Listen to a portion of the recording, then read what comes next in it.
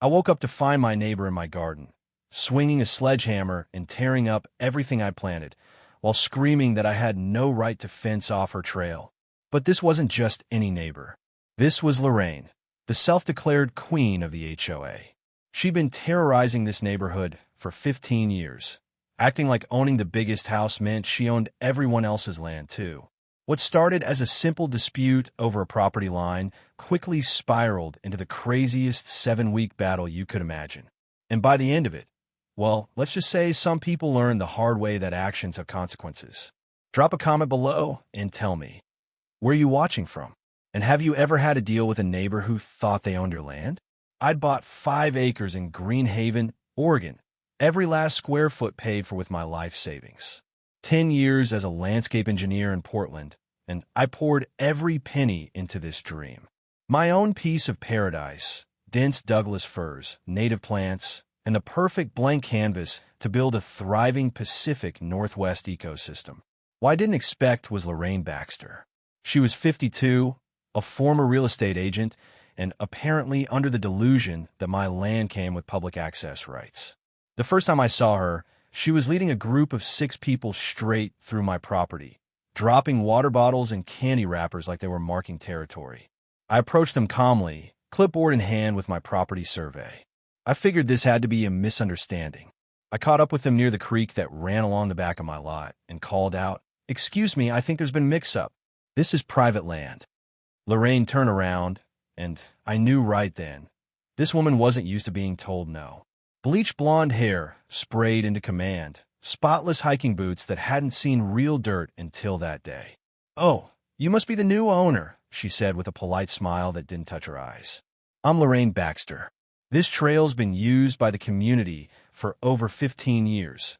It's practically a neighborhood heritage site." The way she said it, you'd think I had just suggested bulldozing the Lincoln Memorial. I explained that I bought the land specifically to protect the local ecosystem, and the foot traffic was damaging native understory plants I was working to restore. "Look," I said, pointing to a crushed patch of trilliums, "these plants take years to grow. They're indicators of old-growth forest health." Lorraine laughed. "Honey, a few flowers aren't worth cutting off nature from the community. You can't just waltz in and start putting up walls. The HOA will have something to say about that."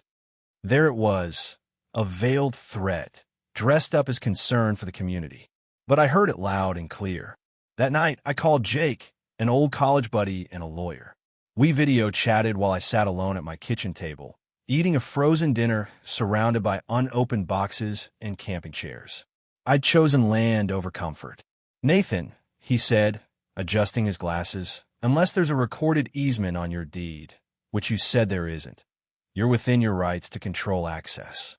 The HOA can't just make a public trail out of your land." I felt relieved but uneasy. Lorraine's confidence told me this wasn't going to end with a citation of property law.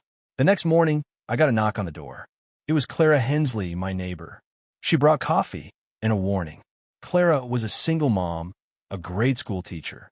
She'd been living in Greenhaven for 6 years, and she'd had her own run-in with Lorraine. "She got me fined $500 for keeping chickens," Clara said, sitting on my front steps. "Claimed it violated the aesthetic standards of a neighborhood. I had to give them away. I couldn't afford to fight her." She looked toward the tree line. "Lorraine's good at making you feel like you're the unreasonable one. But trust me, she's not just protecting a walking trail. That woman treats this whole neighborhood like it's her kingdom." And it didn't take long for her to mobilize her little army. Within 24 hours of our run-in, a post popped up on the Greenhaven community page titled, "New Resident Threatens to Block Historic Nature Trail." It painted me like I was some city transplant trying to destroy the local environment. The comments were brutal. Some people have no respect for tradition. Typical entitled yuppie. Probably one of those city folks who think they can just buy their way into our town. Reading them over coffee, my stomach sank. I was being painted as the villain for wanting to protect the land I worked so hard for. The irony?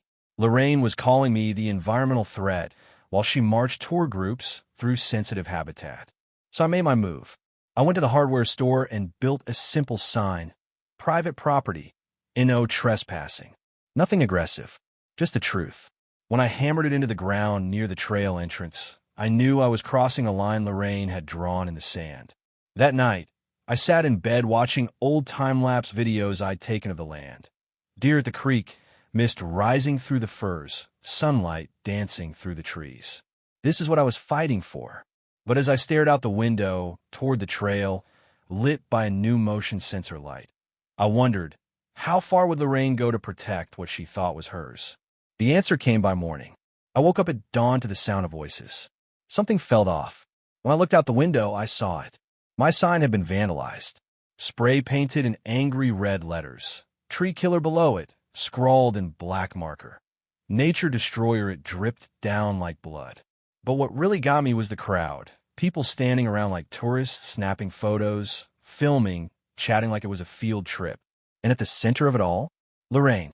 She stood there like a tour guide, hands gesturing wildly. "See what happens when someone tries to block community access?" she said loud enough for everyone to hear. People get upset, and can you blame them? This is what happens when someone tries to privatize nature. I threw on some clothes and stormed out. My boots soaked up the morning dew, but the fog wasn't the only thing hanging thick in the air. "Did you do this?" I asked Lorraine, pointing at the ruined sign. She gasped, hand over heart like a soap opera actress. "Nathan, I'm shocked you'd suggest such a thing." Her voice was perfectly modulated for the cameras and phones recording from every angle. This was clearly the work of concerned neighbors, frustrated by your refusal to respect community history. The way she said it, you'd think the vandalism appeared overnight by divine will, not human hands. "This is vandalism," I said, trying to steady my voice. "And I've got security cameras set up." That was a lie, I didn't. But watching the flicker of doubt cross her face, worth it. The crowd was growing by the minute, and I had the sinking feeling this was only the beginning. All of them were holding their phones, clearly hoping to capture a dramatic confrontation they could post online later. I saw some whispering to each other, probably deciding whose side they were on based entirely on Lorraine's carefully staged performance. She'd picked the perfect moment, just as the morning dog walkers and joggers were out, timing it so the largest possible audience could witness what she clearly hoped would be my public shaming. That week's Green Haven Homeowners Association meeting was held in the community center, a dull beige building that hadn't been updated since the 80s and reeked of industrial cleaner and decades-old carpet. I got there 15 minutes early, hoping to present my case calmly and logically before the theatrics began, mainly to avoid walking into a room where Lorraine had already had time to spin her story.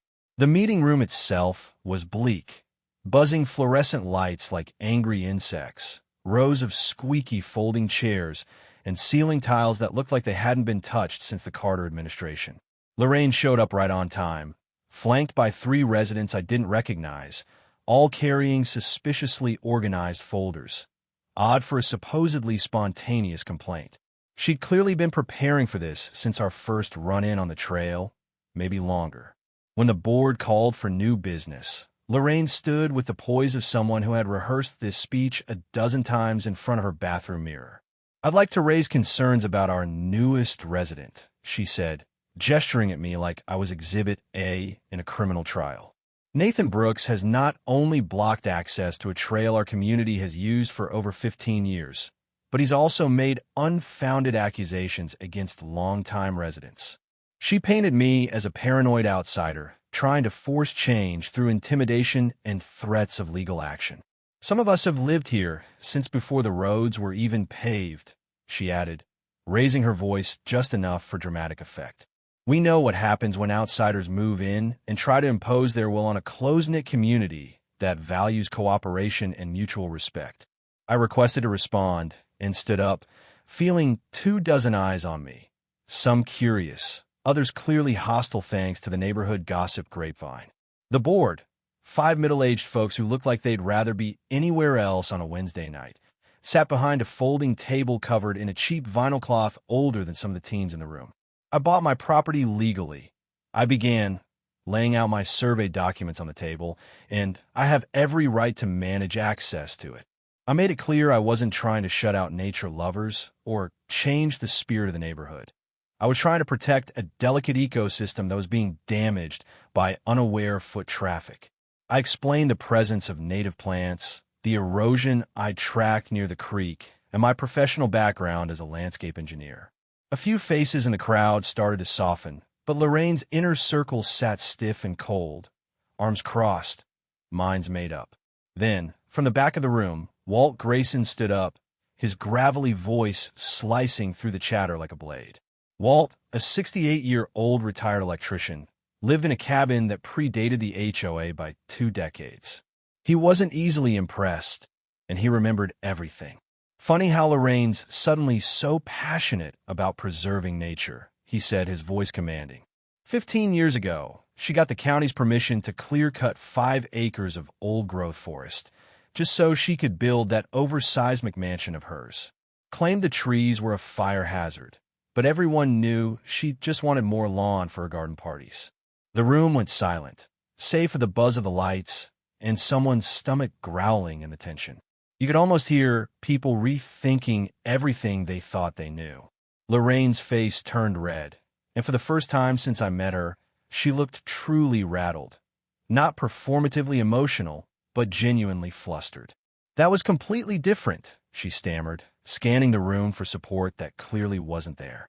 It was a safety issue and approved through all the right environmental channels. But the damage was already done. People were questioning the version of reality she'd been selling. Walt wasn't finished. I've still got the old permits if anyone wants to take a look, he added. Interesting reading, especially the part about environmental impact assessments and how those can be influenced when you know the right people at the county office. His implication hit hard, and the shifting in seats told me Lorraine was not going to walk out of there untouched. After the meeting, I sat in my truck in the parking lot, watching Lorraine huddled with her remaining supporters under the yellow lights, their voices drifting over to me through the open window, completely undermined my authority. Need to take this seriously before it gets out of hand. 20 minutes later, I finally drove home, already thinking about my next move, only to find a $500 HOA fine tucked under my windshield like a parking ticket. The violation? Installation of unauthorized signage without board approval. It would have been laughable if it weren't so ridiculously petty. I actually laughed out loud in my driveway, the sound echoing into the trees. If Lorraine thought a fine would scare me off, she didn't know who she was dealing with. That night, I ordered materials for a real fence, tasteful, sturdy, and completely legal by both county standards and HOA bylaws.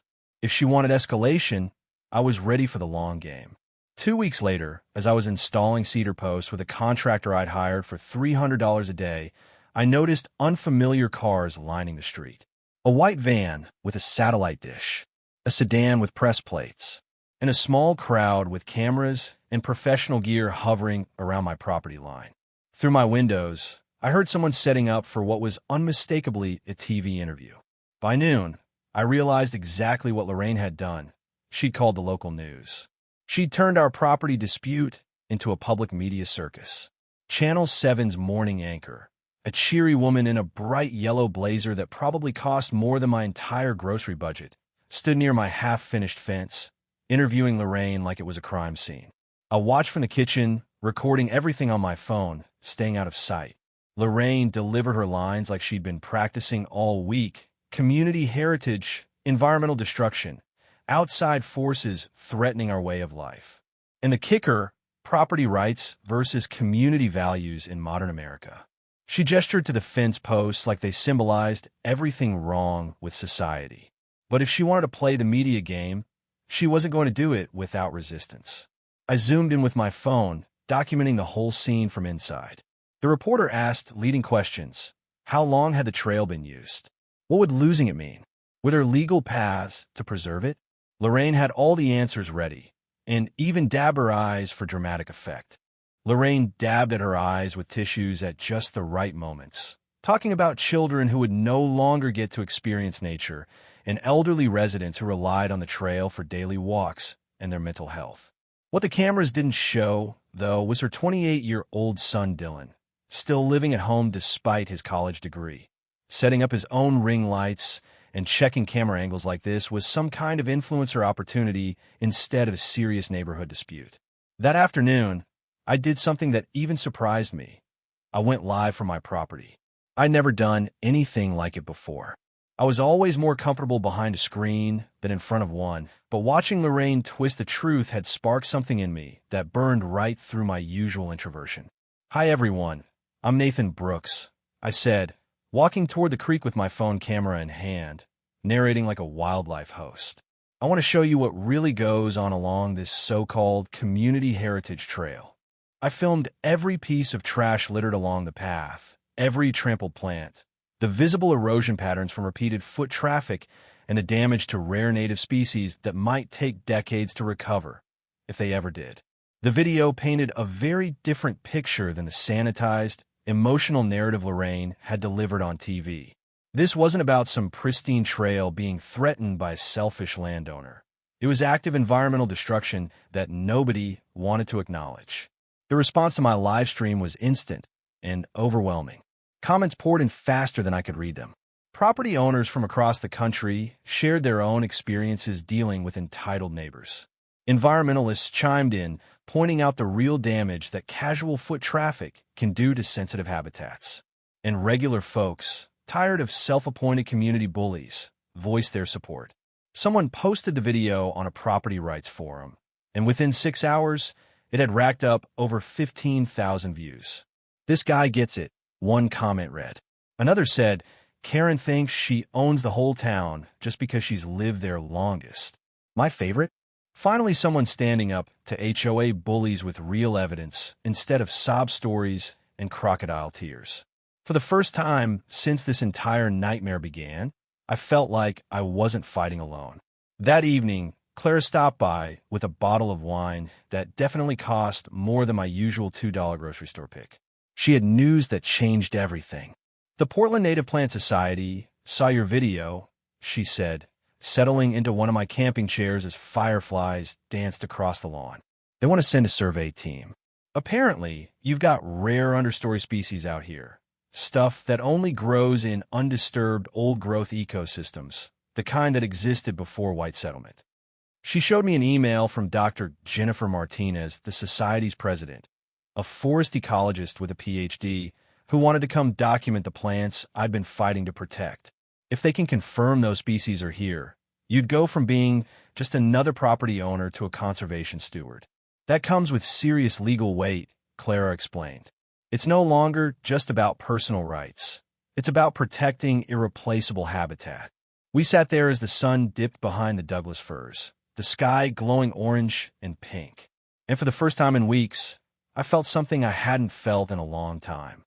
Hope. Maybe this wasn't just about fences and HOA power plays. Maybe it was something bigger. Maybe I was meant to protect this land because it couldn't protect itself. Watching deer step out of the woods to drink from the creek, I realized that fighting back wasn't just about me anymore. It was about pushing back against people who saw the environment as their personal playground and proving that individual action could make a difference. The wine helped, sure, but mostly, it was the realization that I wasn't alone. I had allies I never knew existed, people who saw the truth and understood the purpose behind my fight. But Lorraine wasn't finished. 3 days after my live stream went viral, well, viral by suburban fence war standards, I got a certified letter that made my stomach drop. Peterson, Williams, and Associates. Attorneys at law. The envelope required my signature. The letter inside was thick with legal jargon, harassment, defamation, intentional infliction of emotional distress, environmental destruction. They were demanding that I tear down my fence, stop all intimidation tactics, and pay damages for irreparable harm to neighborhood cohesion. It read like a threat wrapped in polite legalese: tortious interference, punitive damages, cease and desist. The message was clear. Lorraine had gone from gossip and news crews to full-blown legal warfare. Reading that letter felt like a punch to the gut. Not because I believed I was in the wrong, but because I realized how much time, energy, and money I might now have to spend defending myself from someone who had deeper pockets and stronger local ties. I did some digging on Peterson, Williams, and Associates and found out they were a small firm specializing in real estate law and civil disputes. But what really caught my eye was a 3-year-old local newspaper article. Turns out, they'd represented Lorraine during her divorce and helped her keep a surprising amount of property. That night, I ordered and installed real security cameras, no more bluffing. I placed them strategically around my land, covering every approach. I couldn't shake the feeling that this legal threat was just her opening move. Lorraine had ties, connections. This community was her territory, and I was an intruder. The letter didn't just feel like legal pressure. It felt like a declaration of war. But if she was this desperate, maybe that meant my defense was hitting harder than she expected. The next morning, I noticed something odd on my overnight security footage.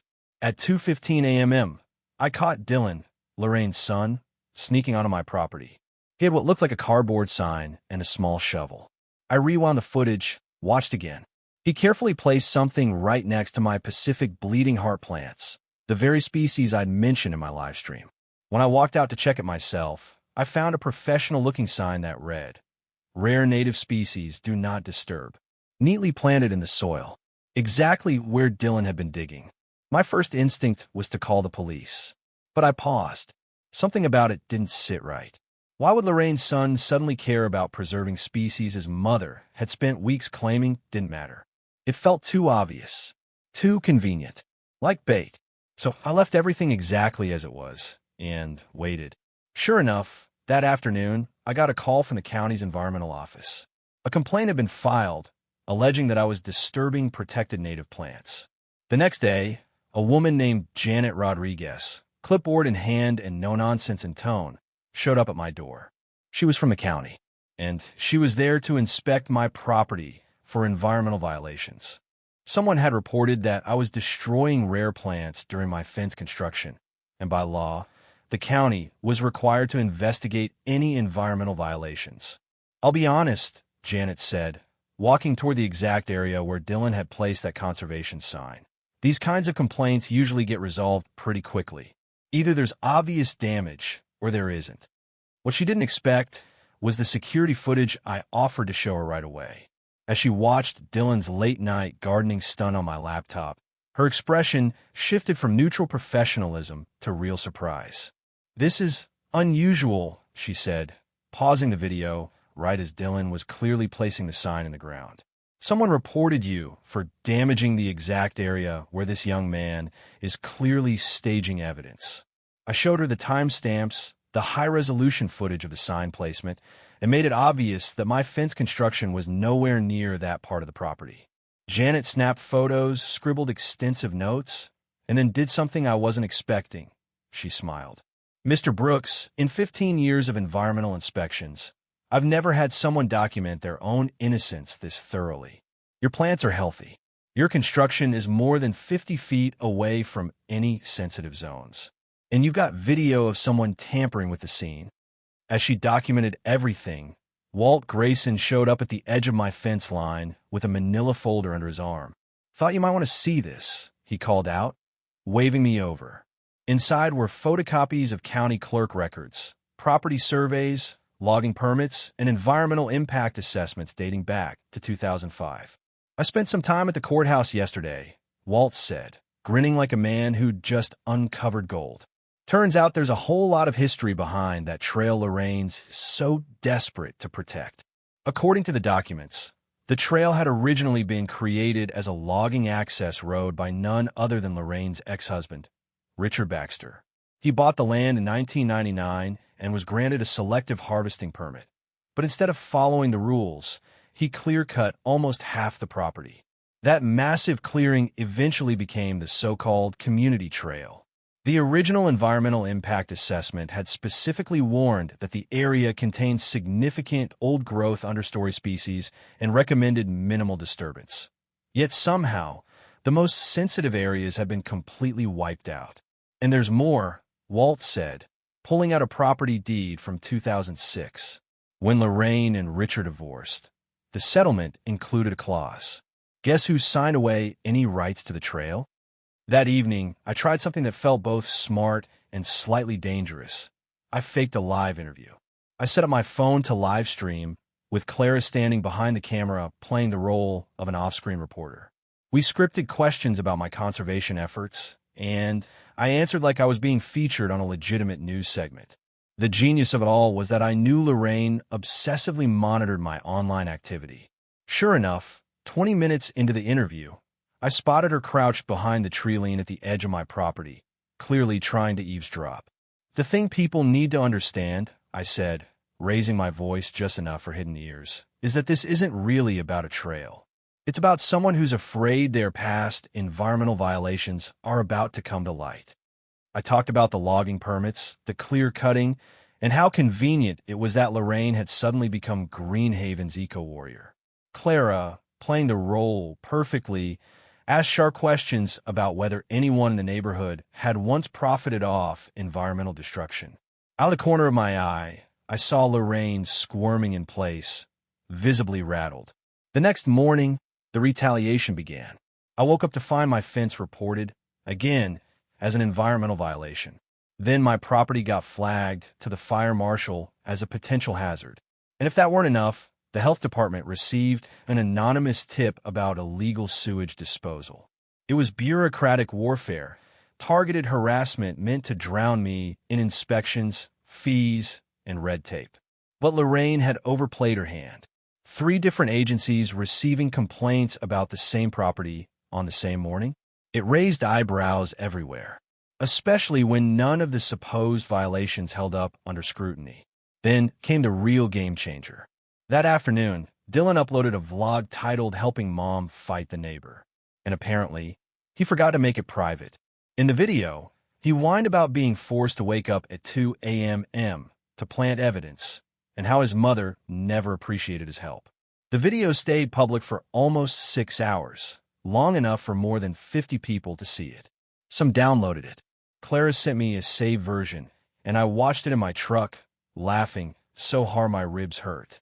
Lorraine's own son had confessed to staging evidence, on camera, in full HD, complete with a timestamp. Then Walt showed up again, and this time, he had something truly historic. He walked in with an old leather satchel that looked like it belonged in a museum, and a glint in his eye that told me he'd found the final piece. "Remember how I said I was digging through courthouse records?" he said, dropping into a kitchen chair like a man settling in to tell a story. "Well, I also stopped by the Historical Society. Found something that'll make Lorraine very uncomfortable." He pulled out a hand-drawn map dated 1886. Official survey marks still visible despite its age. It showed the original boundaries from when the land was first surveyed for homesteading. But most importantly, it labeled the path in question as a private hunting trail, seasonal use only.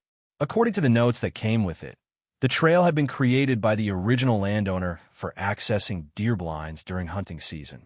It was never a public route, never designated as a shared community resource, and certainly never meant to be a daily dog-walking path for fitness junkies. This proves Lorraine's been lying about the trail's origin from the start, Walt said, pointing to the margins. "There's no heritage here, just trespassing that nobody challenged for too long." I immediately requested to be added to the official agenda for the next HOA meeting. When the notice went out, you could practically feel Lorraine's panic radiating through the neighborhood grapevine. Clara told me Lorraine had been on the phone all week, calling everyone she knew, digging for support, even contacting my ex-mother-in-law to ask if she remembered anything about community trails back in the 80s. Clara laughed. Poor woman thought Lorraine was doing genealogy research. The night before the meeting, I gathered everything. Walt's documents, the historical map, the county inspection report from Janet Rodriguez, Dylan's confession video, each one in a plastic sleeve, with printouts for every board member. I learned something important from my first meeting. Being right wasn't enough.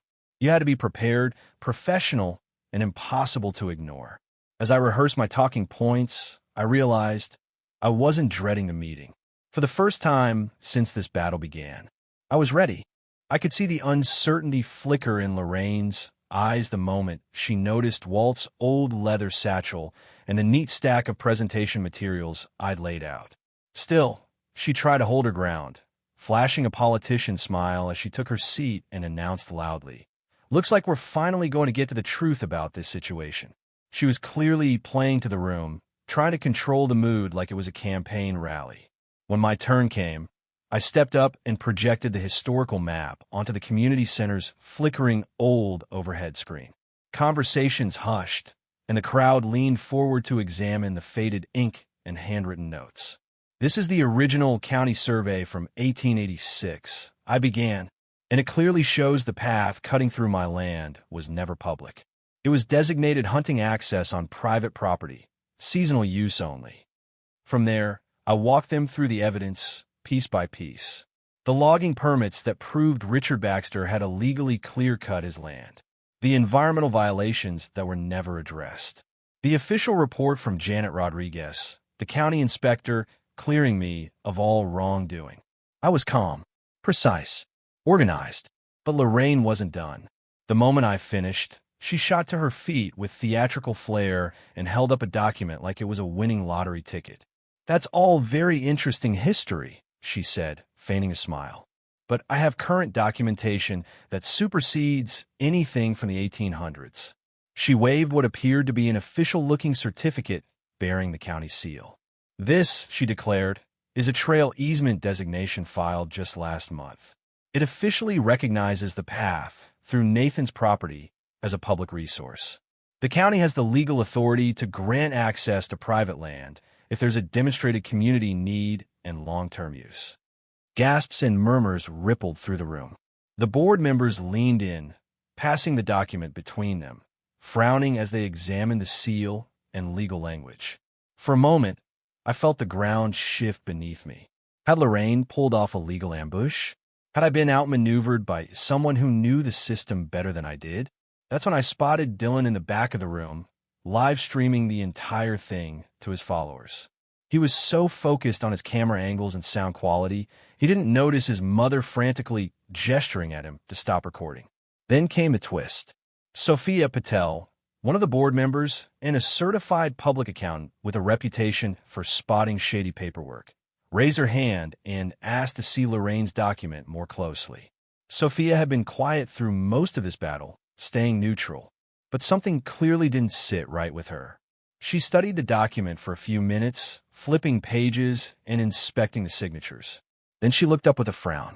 "Lorraine," she said, her tone shifting, "this document has multiple irregularities. The filing date appears altered. The notary seal is incomplete. And this signature doesn't match the county clerk's signature on file." The room went still, dead silent.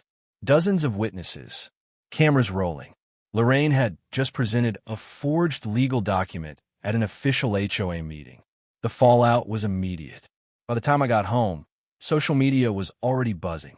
Videos from attendees showed the exact moment Sophia called out the forgery. But the real bombshell dropped 2 days later, when I woke up to a flood of notifications. Dylan had posted a vlog. It was nearly an hour long and titled, "The Truth About My Mom and the Neighbor War," and it spread faster than wildfire. He filmed it from Lorraine's living room, surrounded by camera lights and gear, clearly comfortable in front of the lens.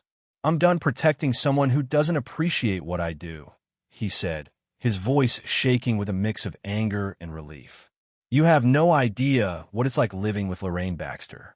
She's been planning this whole thing since day one, and I'm tired of being her little helper." Then came the full confession, every detail. The midnight conservation sign stunt. The fake complaints filed by coached neighbors. The strategic manipulation of social media. And worst of all, the forged document. But Dylan wasn't finished.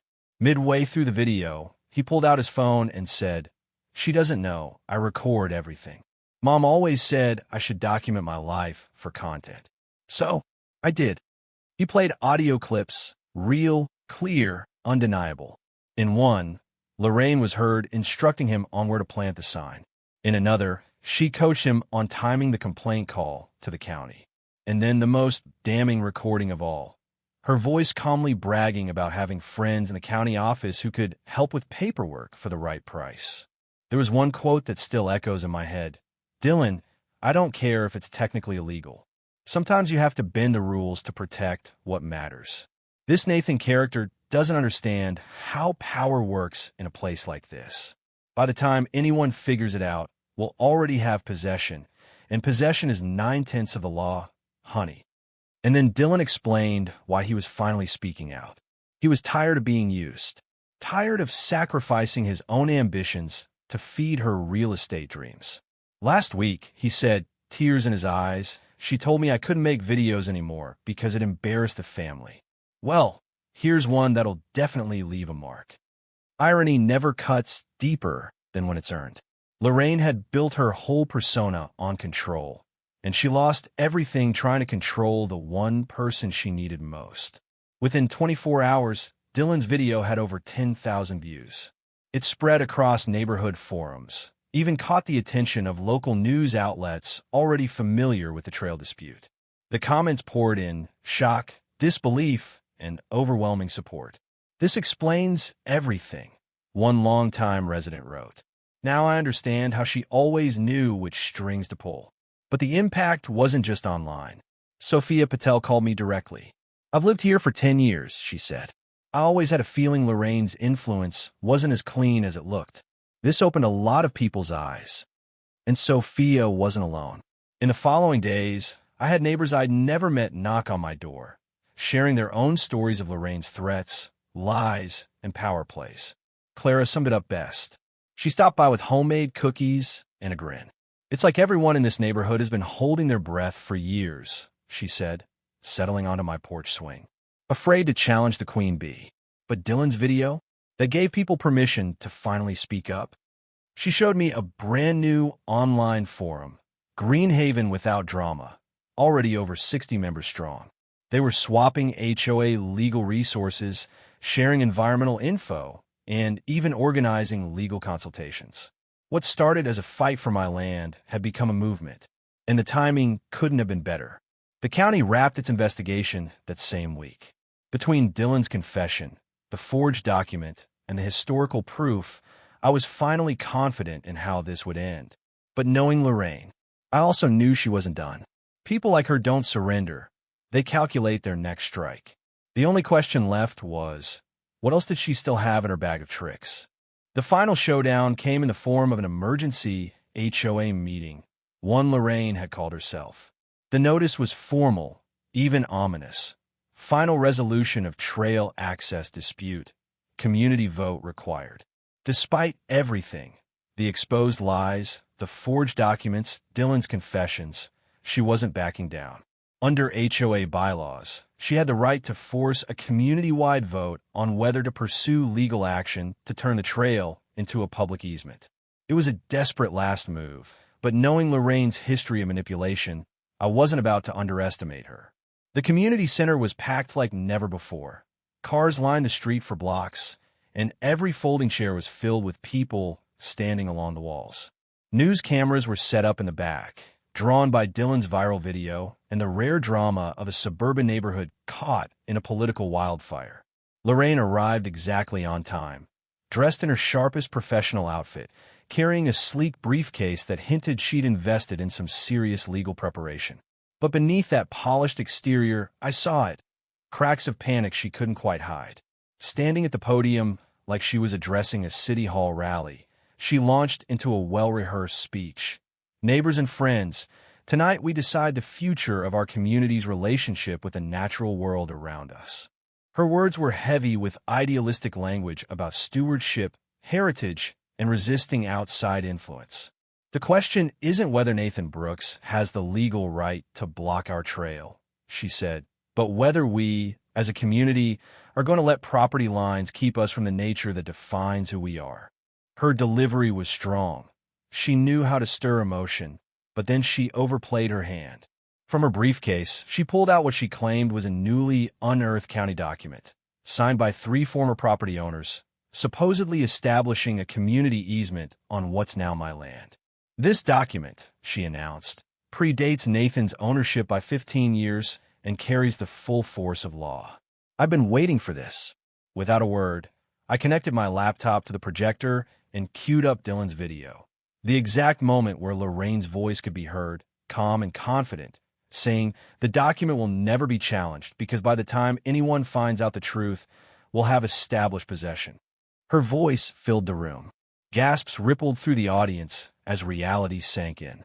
Then I pulled out the real ace, The official divorce settlement from 2006, which clearly stated that Lorraine and her ex-husband had permanently relinquished any claims to public access on that section of land, signed, notarized, and binding on all future owners. The silence in the room was deafening. Board members passed the divorce papers between them, reading the legal language aloud. Sophia Patel, now firmly in the camp of truth and transparency, stood up and addressed everyone. As someone who's reviewed both documents, I can confirm Nathan's is legitimate, officially notarized, and fully authenticated. Lorraine's, however, shows obvious signs of forgery. Mismatched signatures, altered dates, and inconsistent ink. That's when everything shifted. One by one, neighbors began standing and sharing their own stories. A local teacher told how Lorraine drove her to give up backyard chickens. A retired couple spoke about being fined into submission over minor landscaping choices. And most heartbreaking of all, an African-American family shared how their first year in Greenhaven had been so fraught with Lorraine's constant violations and passive-aggressive complaints that they almost moved away. "We stayed because the place is beautiful," the wife said softly, "but not because Lorraine made us feel welcome." When a vote finally came, the results were undeniable. Out of 87 residents, only 11 voted in Lorraine's favor. Most of them her closest allies, two later admitting they were confused about what they were voting for. The rest, 76 neighbors, voted to affirm my property rights, censure Lorraine for her actions, and formally refer her falsified documents to county authorities. As the meeting ended and people filed out, I stood on the steps, watching Lorraine pack boxes into her car. Dylan was helping her, and for the first time, he looked relaxed, even lighter. He walked over, stuck out his hand, and said, "Thanks for not calling the cops about the sign thing. Mom's moving to Portland to stay with my aunt. I'm finally getting my own place. Maybe I can actually make videos now, without having to ask for permission." We shook hands, and I realized this wasn't just about land or trails anymore.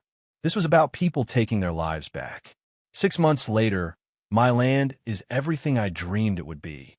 The native ecosystem is thriving. The rare understory plants are spreading, and I've recorded over 30 species of birds along the creek. The fence came down after the county officially recognized the property as protected habitat. Sophia now leads an environmental committee helping neighbors make bird-friendly yards. Clara started a sustainable community garden that I helped design. The trail still exists, but it's rerouted along the legal easement between Clara's house and Walt's cabin, with new interpretive signs Walt and I built together. Lorraine's old home? Sold to a young family who loves hiking, and they've already volunteered to help with restoration work. Sometimes, resolving conflict isn't about winning.